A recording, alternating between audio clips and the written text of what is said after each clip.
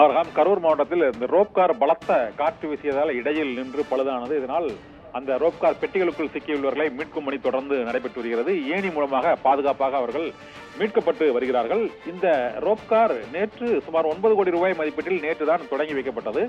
கரூர் மாவட்டம் குளித்தலை அருகே ஐயர்மலை என்ற பகுதியில் உள்ள கோயிலில் இந்த ரோப்கார் இயங்கி வருகிறது. இன்று காலையில் அந்த பகுதியைச் சேர்ந்த பயணிகள், சுற்றுலா பயணிகள் அந்த ரோப்காரில் சென்று கொண்டிருக்க போது இன்று மாலை 3 மணி அளவில் அந்த பகுதியில் கடுமையான காற்று வீசி இருக்கிறது. இந்த காற்றில் அந்த ரோப்காரில் சில இயந்திரங்கள் பழுதானதால் அந்தரத்தில் நடு வழியில் அந்த ரோப்கார் நின்றது. இதனால் அதனுள் சிக்கியிருந்த பெண் பயணிகள் உள்ளிட்டவர்கள் அதிர்ச்சியில் அவர்கள் கூச்சலிட்டனர். இதையடுத்து அவர்களை அமைதிப்படுத்தி தீயணைப்புத் துறையினர் பாதுகாப்பாக அவர்களை மீட்டு வருகின்றனர்.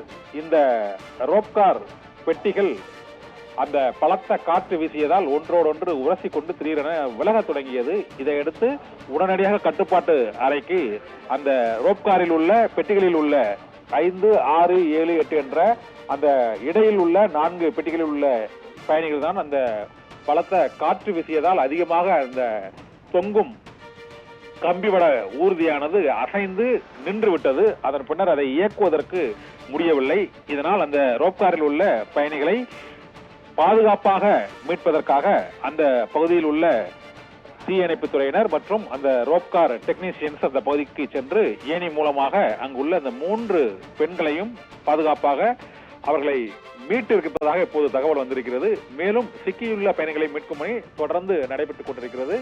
மலை உச்சியில் 4 பெட்டிகளில் சிக்கிய பயணிகளை பாதுகாப்பாக மீட்கும் பணி தொடர்ந்து நடைபெற்று வருகிறது. நேற்று தொடங்கி வைக்கப்பட்ட ரோப்கார் திட்டத்தில் இன்றே பழுது ஏற்பட்டது அந்த பகுதியில் அதிர்ச்சியை ஏற்படுத்தி இருக்கிறது. இருந்த போதிலும் அந்த சிக்கிய பயணிகள் அனைவரும் பாதுகாப்பாக மீட்கப்பட்டிருப்பதாக இப்போது தகவல் வந்திருக்கிறது. ஆபரகம்.